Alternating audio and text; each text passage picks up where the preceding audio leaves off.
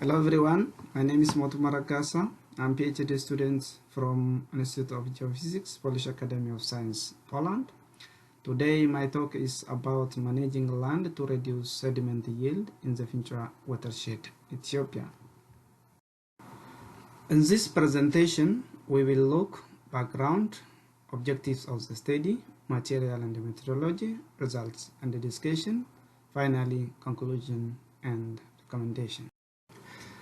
Soil erosion is the detachment of soil from its original places by different driving forces like wind and surface water runoff.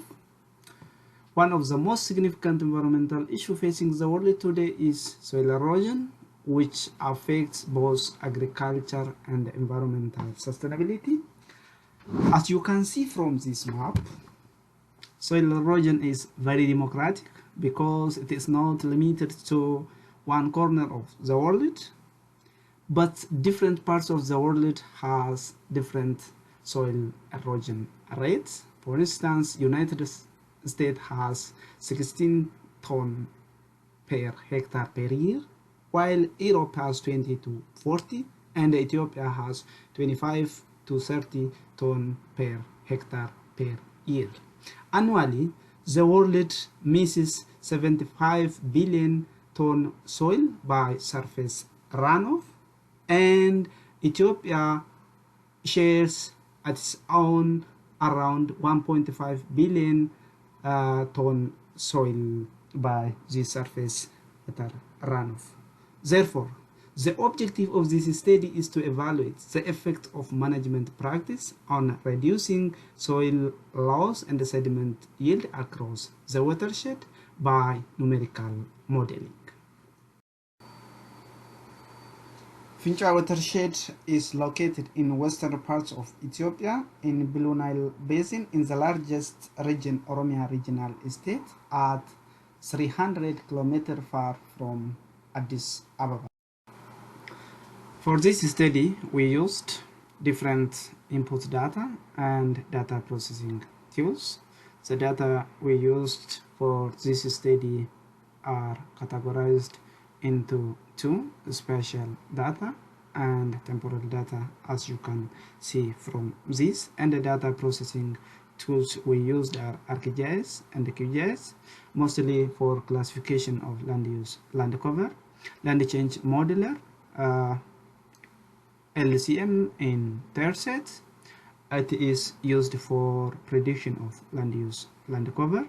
We used as input for the next model SWAT to simulate a sediment yield for Fincha watershed, and the SWAT cap for validation and calibration. For analysis of input data and the result, we use Excel, and we used Lucid to draw different figures. As you can see from this framework, there are three colors indicated on this. The green one indicates the input data we used for different models, and the red one is the activities carried out in a model, and the third color indicates the output from each models. For this case, to classify the land use, land cover, we used Landsat image, and the accuracy assessment was conducted based on a primary data collected during field observation and the ground truth data.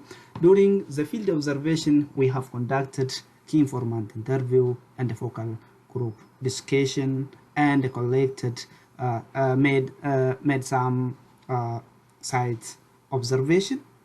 Then we classified the land use, land cover for the three reference years, as you can see from here. Then using land change modeler or pair sets, we have predicted land use, land cover for 2050, accounting different driving forces like distance from road, distance from urban, distance from stream, and etc.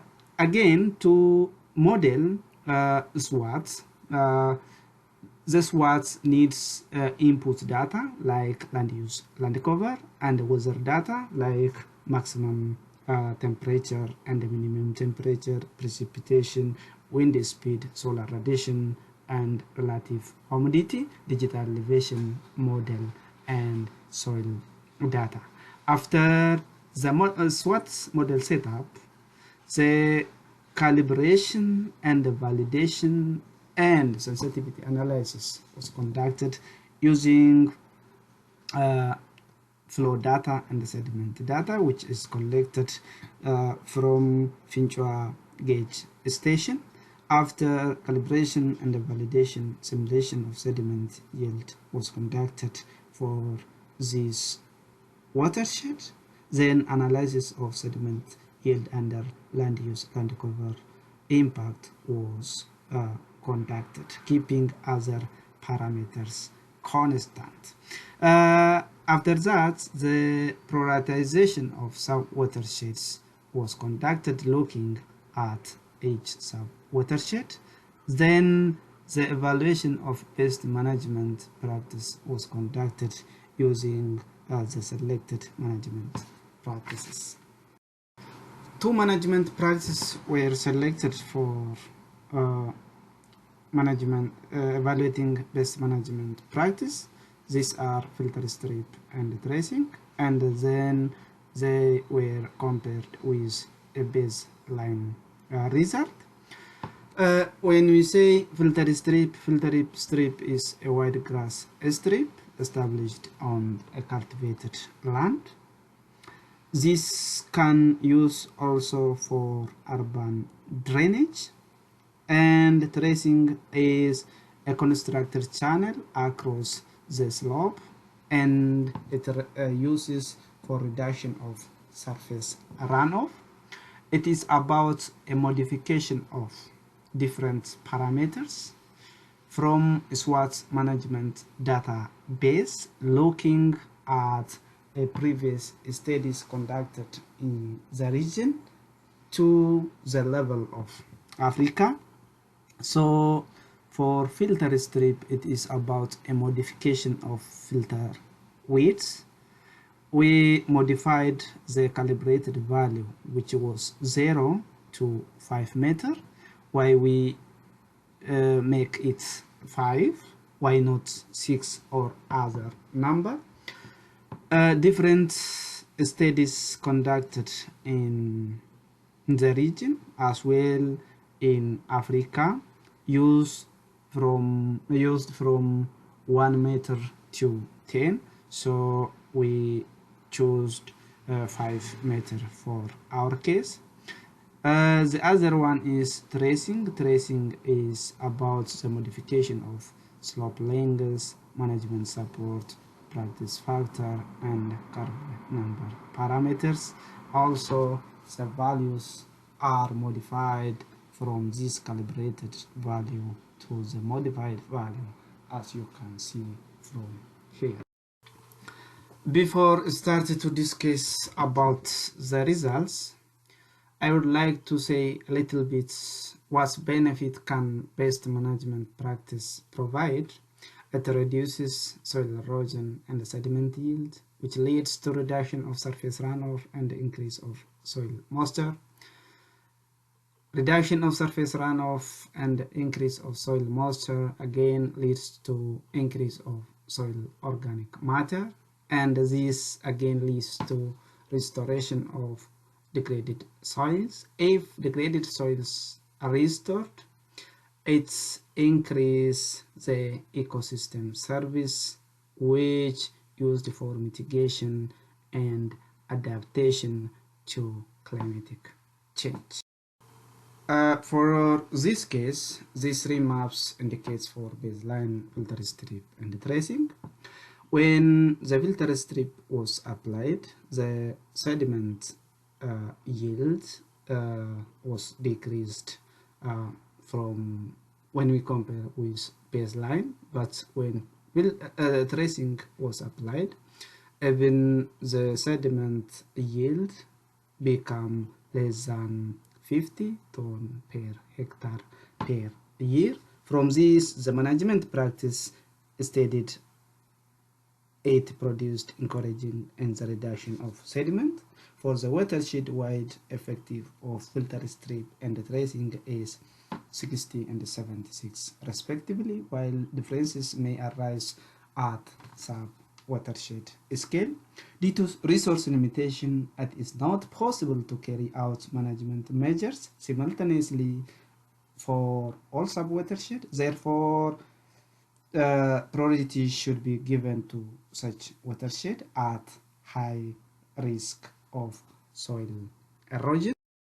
As a conclusion, this study pointed out that most of the sub-watershed of the Fincha watershed are highly affected by soil erosion, and the same trend will be expected for the future if no countermeasures will be implemented.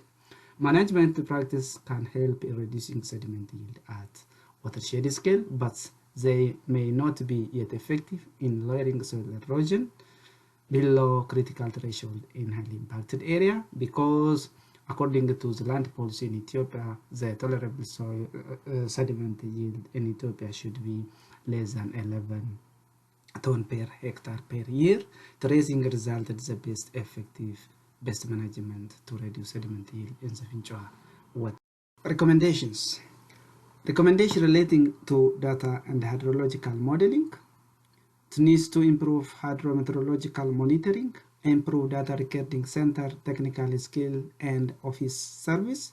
In the country where financial constraints are prevalent, it is required to prioritize both hotspots and the most effective pest management practices.